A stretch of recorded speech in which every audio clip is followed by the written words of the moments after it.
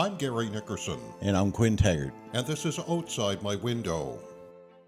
After the old barn had run its course, the current Mariner Center opened its doors in 2001.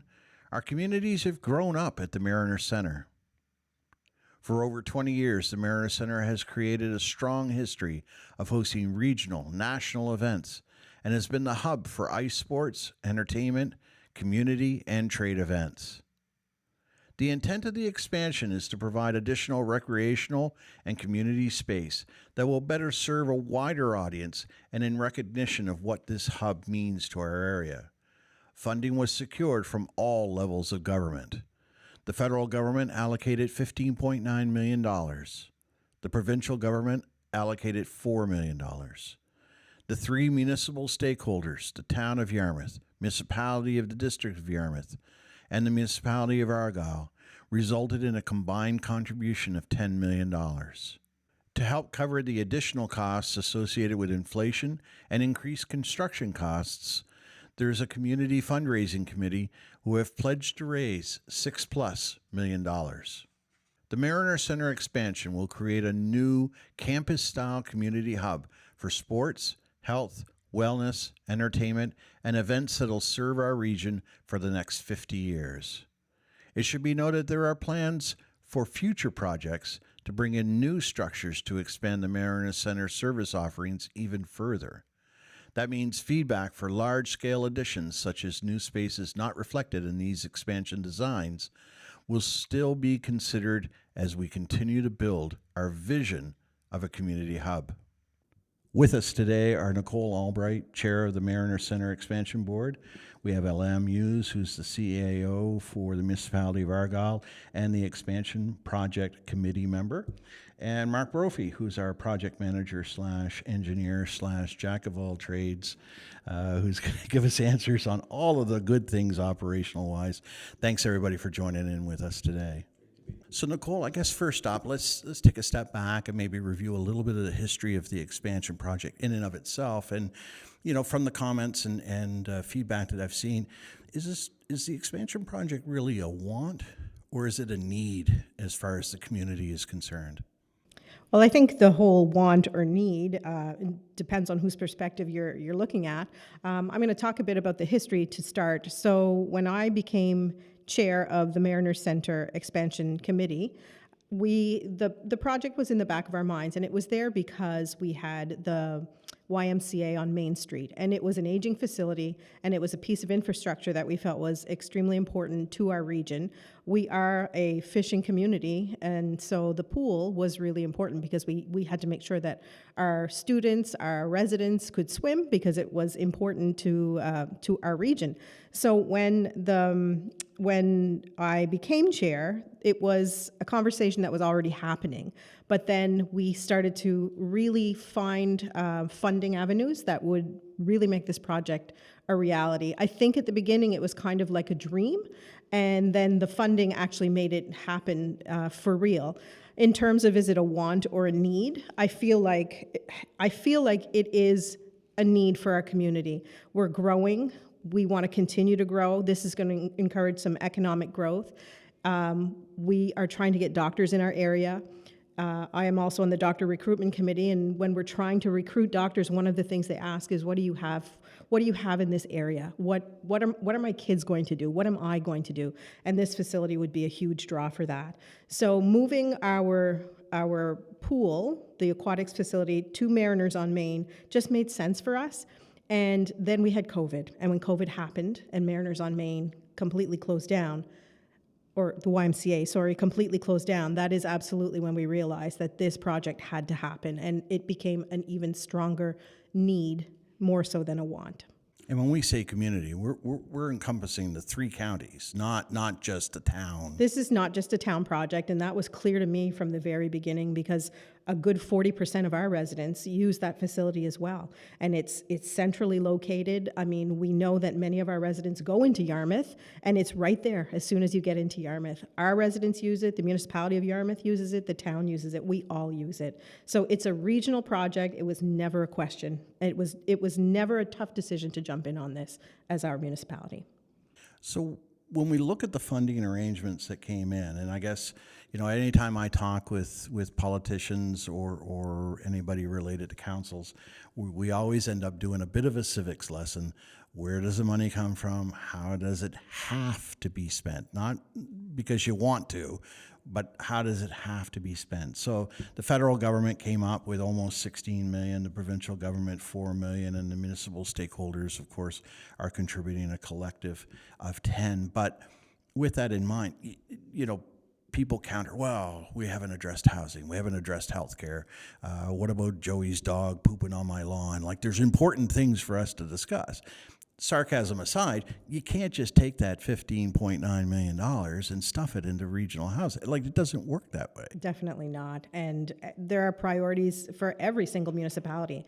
But what we hope that people will understand is that, like I said in the beginning, this was kind of a dream for us. And then we went out and sought some funding, and we found a specific pool of funding that is for this type of, we can't take this money and we can't put it on roads. We can't put it on housing. We can't put it on anything medical. This has to be for our Mariner Centre. So I understand the frustration that some people may have around, other issues that they have, but we just hope that people understand that the money that we got, we were completely fortunate. It's unbelievable how fortunate we were to get $15.9 million from the federal government towards this project and $4 million from the province.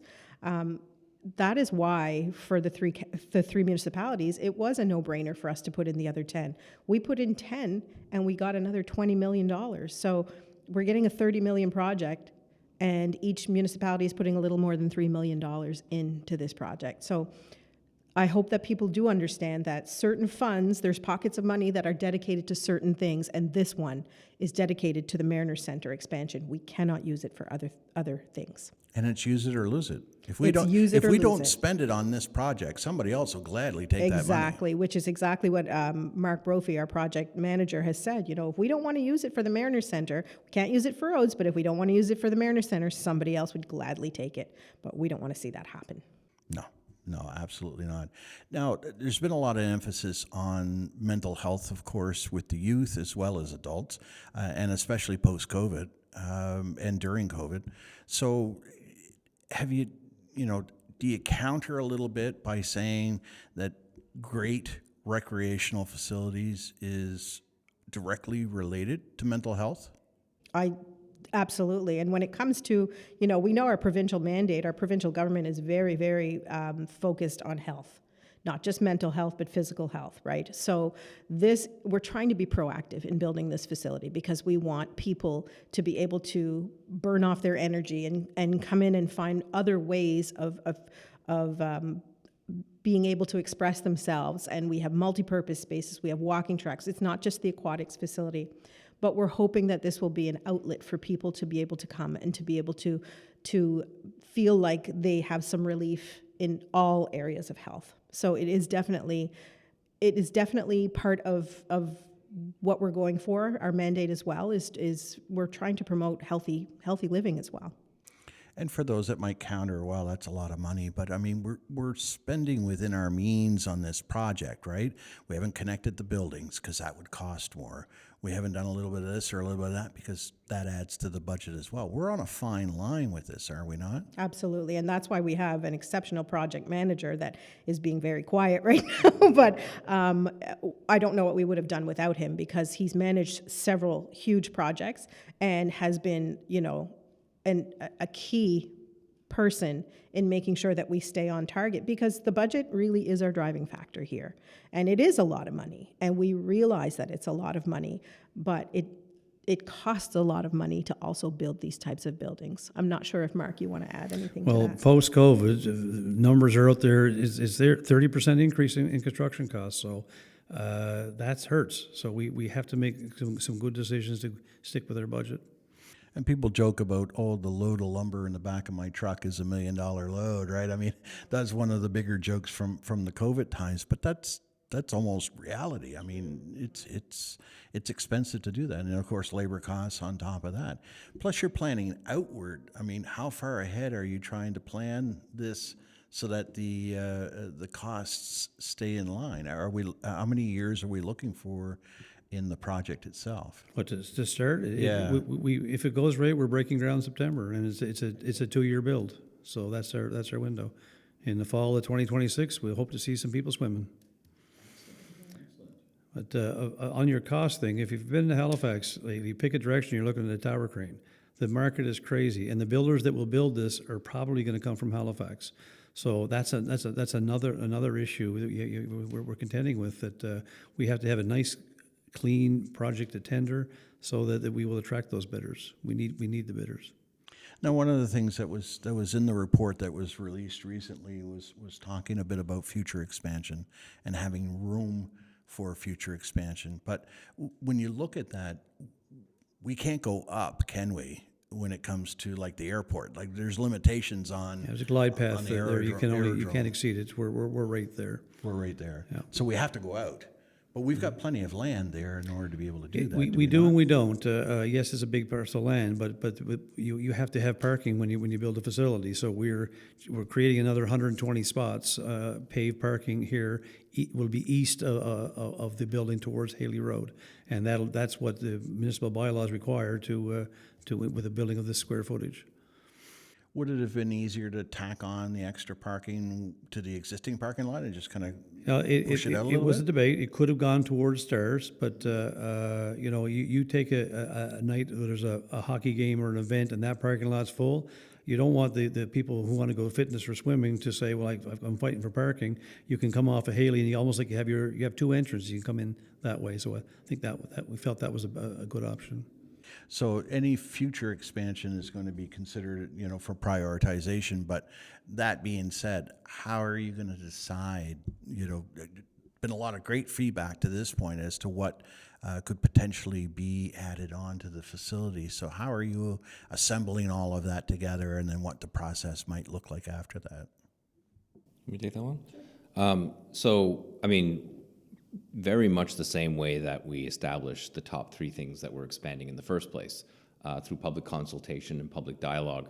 When the YMCA closed, there was an outcry from the community.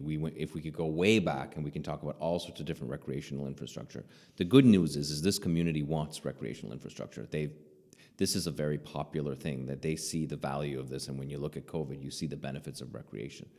So we did a survey after that closed to see just what in fact the people wanted, and it was very clear they wanted 3 things, and in this order: a modernized aquatics facility, a fitness center associated with that, and a walking track internal for that purpose. So that was 1, 2, 3, and that's been 1, 2, 3 for our project a whole way along. So the challenge, of course, is that we have feedback subsequent to that. Those were the top 3. Those weren't the only 3. Right? And so other people are saying other things like, why don't you consider this? You're losing this. Why don't you replace it with that? So people have pretty legitimate ideas, and we consider as much as we can within our budget constraint. So what's the future? The future is 2 things. One is another survey, another look out towards the community. What is it that you want? Because we want people to use it. We don't want to build it for nobody to come. But the second component of that is money. There are certain things that attract federal and provincial funding. And, no different than it is at the municipality of Argyle. Like, your priorities are 1, 2, 3 until you get money for 3, and then all of a sudden it's 1. So priorities are very much influenced by priorities that are outside of our own organization, like federal and provincial as well. Let's not forget, there's a fundraising component here. I know you're going to talk about this. There's a fundraising component associated with this. The more popular the edition, the more fundraising appetite there is, the more inclusion of businesses and other organizations to become part of it. Is there a stock percentage when it comes to the fundraising point? Like, do you have to fundraise like 10% of the cost of the project in order to attract federal and provincial money? That's an excellent question.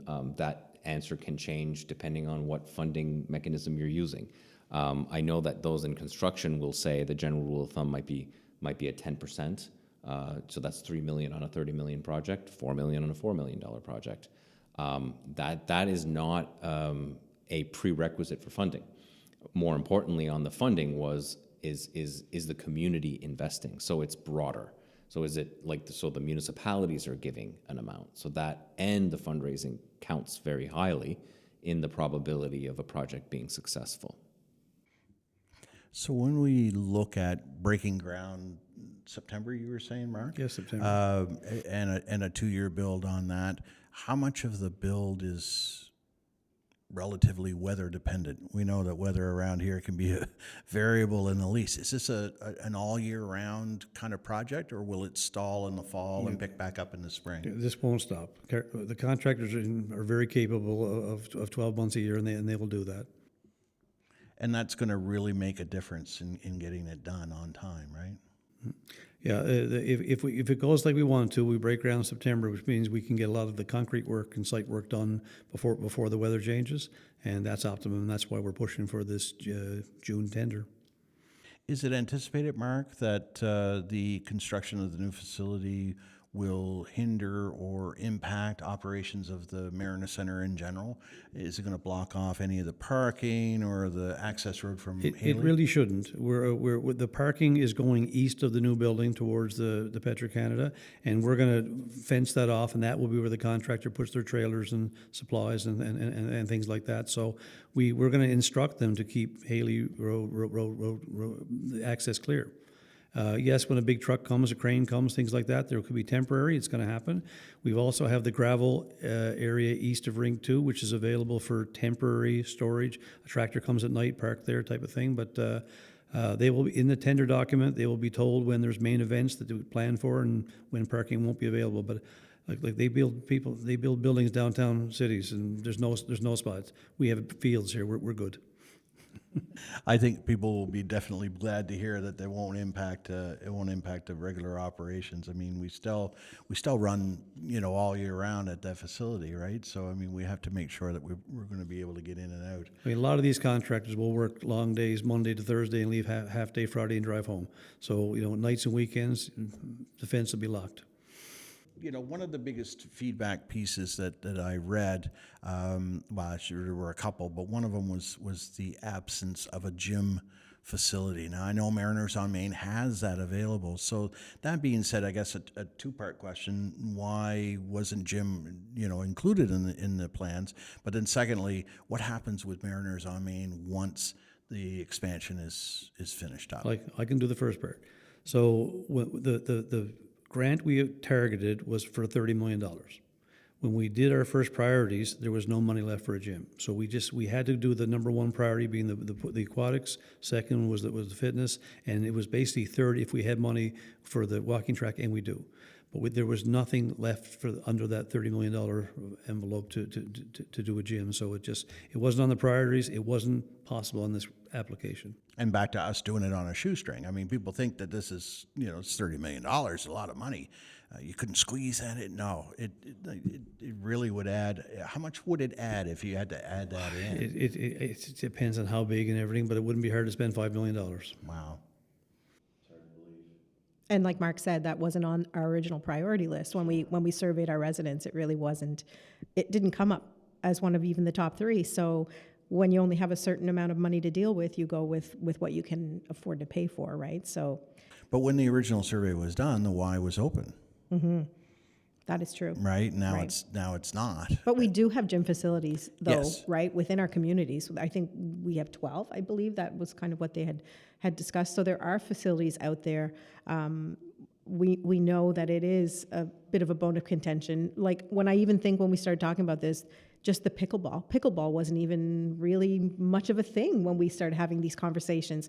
That's why, like, when you talk about the question of the future, it's hard to know what we would plan for because we don't know what there will be, just like pickleball is taken over. So we're hopeful that, we're going to be able to make some connections with some, within people in our communities to be able to come up with some facilities that will be available for those types of things. Like there are gym spaces. People are playing pickleball in gyms and at a really low cost right now. So hopefully we'll continue to make those connections for people in our communities. I was quite surprised when I looked on TSN the other day and they had like pickleball championships. Oh, yeah. Like, oh my God. It's a big thing right now. Fastest growing sport in North America. I guess at the end of the day, we've spoken about the absence of certain things in this project not less than 150 times in all sorts of different meetings. And how do we accommodate this, and we know we're not going to be able to build a gym the way somebody might traditionally look at a gym and say, well, you had one here, then why don't you have one there, right? So there's a lot of history, nostalgia, a lot of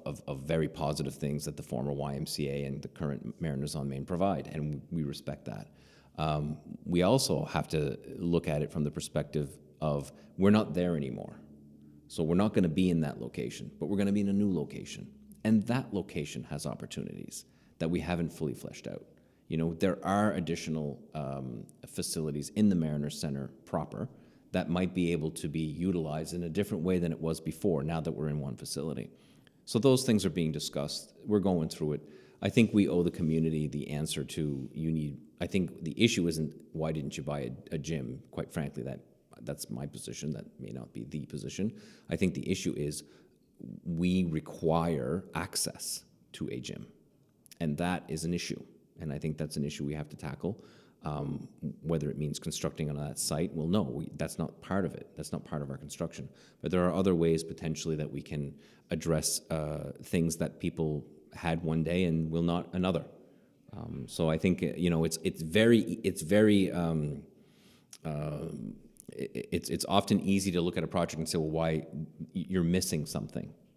But what we prefer to do is to say, well, this is what we're actually going to do, and this is new. So, no, yeah, gym is an issue. Yes, agreed. I know it's not the same as it was before, but the aquatic center is going to be 3 times what you've ever had. Mm-hmm. So it's really just thinking about that and thinking about how the community can enjoy that in the future. And so, of course, the obvious question is, what happens to Mariners on Main when the expansion opens up?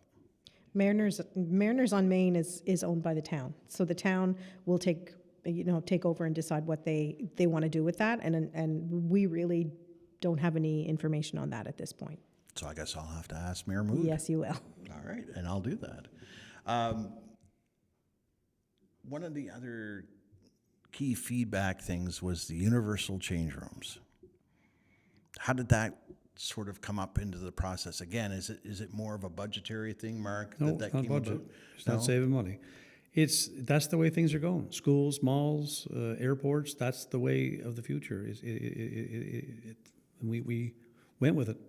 You know, and it's funny. Those of us of a certain age remember the Ally McBeal show, and they had unisex bathrooms, and it was a co-ed kind of affair. And personally, our office, my day job, we have a co-ed bathroom. Nobody's complained about anything. We're all adults here.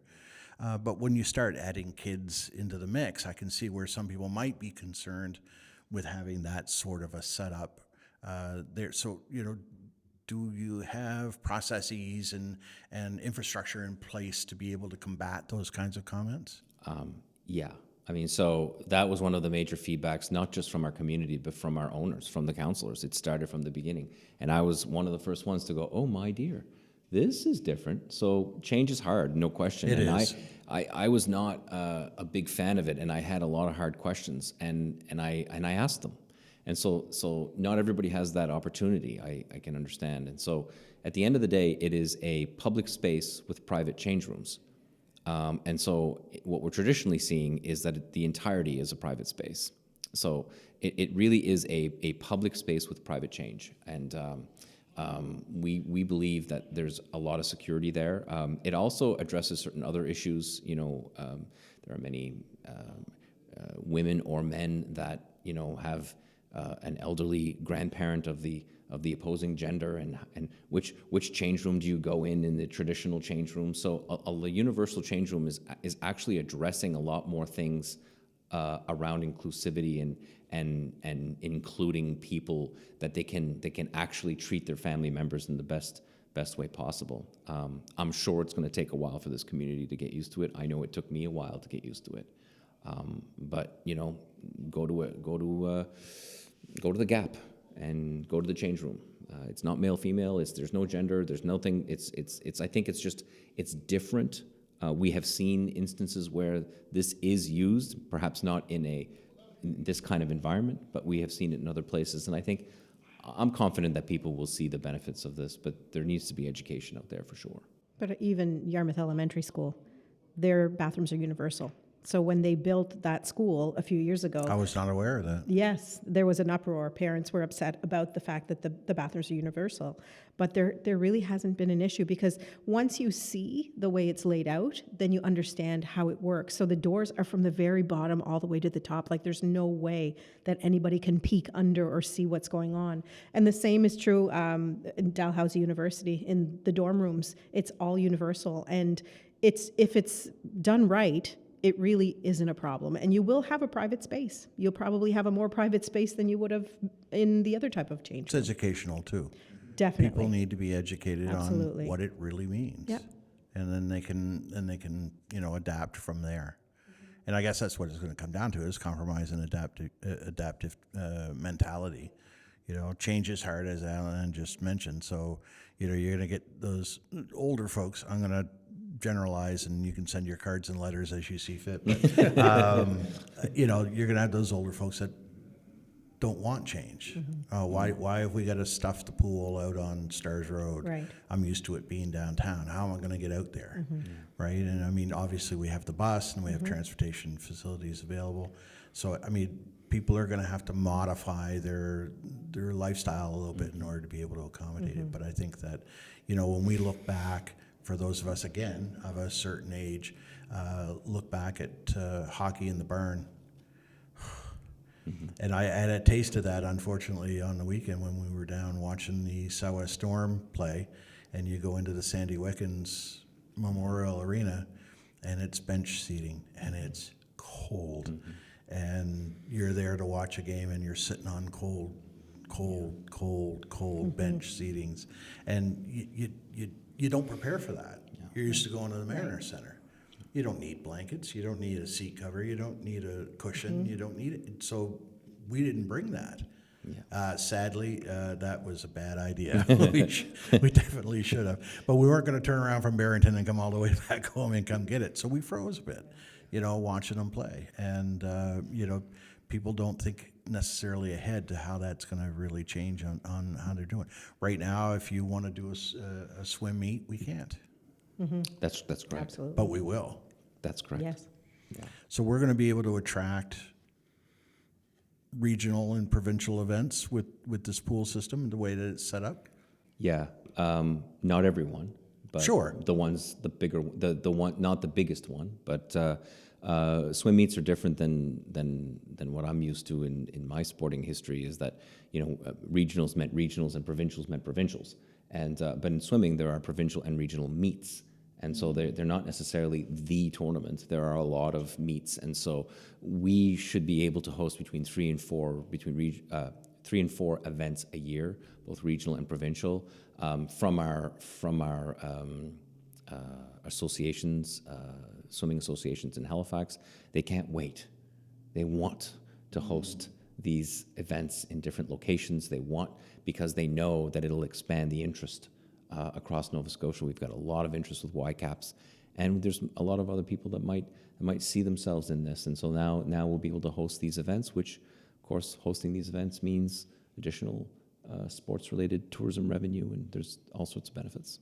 We've had 20 plus years to practice hosting events when it comes to hockey, which we didn't have before. We didn't have the minor hockey tournaments. We didn't have curling tournaments in our region, and so we've had that practice in being able to host those kinds of events. So from that sort of tourism / accommodation standpoint, I'm sure we're going to be able to knock that out of the park. But from a facility standpoint, that we're just going to add that extra in. And what does it mean for our team specifically to be able to have a facility to be able to practice in that's going to meet up? I mean, obviously, if they go to a meet, that's different. But I mean, they're practicing in a subpar facility, and then they got to go off and do a meet in a par facility. That's got to really mess with you.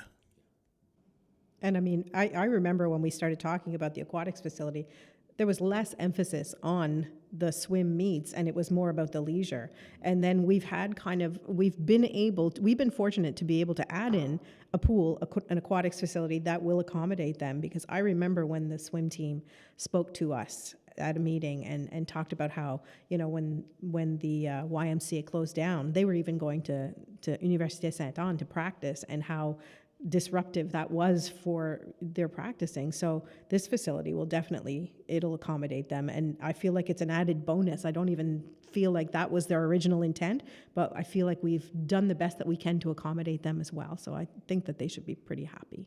Excellent. Next steps. Who wants to field timeline? Mark? Well, the next step is to finish the design, move on to the contract and tender documents, technical specifications, and then get the final blessings, ideally in June, by the councils to go to tender. Tender can take 6 to 8 weeks, and then you have to get the approvals, and then sign the contract, and let's go. Excellent. You know, one thing I always wonder when we're looking at money that's being committed is that if you have a change in government, does that make anybody nervous? Are we worried about a change in government making anybody nervous on this? No, because these are all signed contracts. These are all signed, including municipal. The municipalities each signed a development agreement to agree within each other. So they too recognize that municipal elections can change people's perspectives as well. But no, this is locked in from the perspective of occurring. But the bean counter has to say conditional on the project sitting within a budget that can be paid for. And that's the biggest thing in a post-COVID world. Like, you know, we're scared. Of course we are. Yeah, of course we're concerned. Like, and we're going to work triple time to make sure that we are able to design something that will work within the budget. Like, the budget is nothing if it's over budget. If it falls within budget, we have a project. It will be. It may not be perfect for some, but it will be progress. Excellent. And so if anybody wants more information or actually wants to read the report that you guys have put out, where can they find that? I think all the information is on the Mariner Center website. I think everything that they can find is there. If they can't find it, certainly they can. I think there's even an email information that they can ask questions at the Mariner Center. We've done that on purpose. We made sure there was one place. We have multiple partners and multiple eyes on the project, but I think it's all on the Mariner Center website. Excellent. Status updates as we go along, I take it are going to be fairly frequent? They should. Yeah, by we I say the MCEB. It's not we. It's Nicole and I and so it's the MCEB. The collective we. Yes. By we I mean them. Yes. Engaged Iris Communications to assist us with external communications. The MCEB from the very beginning said it's not just about a project. It's about informing and keeping people informed on a project. So you'll see, what we heard report that'll come out, and then obviously it did already, and then you'll see what we responded to, but we didn't respond to every question because we didn't have the answers. Gotcha. So this will be another version of okay, these are the ones that are answered. Here's more information. So we hope to answer as many questions as we collected in a very, very comprehensive public engagement that happened at approximately the November-December timeframe of last year. So that's where the What We Heard report came from, and the answers, they'll come out as we get them. The closer we get to tender, the more answers we'll have. And then people should keep sending feedback? They can continue to send feedback, definitely. Excellent. Excellent. Well, I certainly want to thank everybody for chatting with us today. I mean, it's really important, transparency-wise, as I know that's been a theme for you guys as well, is to be transparent throughout this process. So with us has been Nicole Albright, Chair of the Mariner Center Expansion Board, Alain Hughes, who's the CAO for the Municipality of Argyle and a member of the Expansion Project Committee, and Mark Brophy, Project Manager, Engineer, and Chief Bottle Washer. everybody else. Yeah. Thanks, everybody. I appreciate you. it. Thank you. Thank you. I'm Gary Nickerson, And I'm Quinn Taggart. and this has been Outside My Window.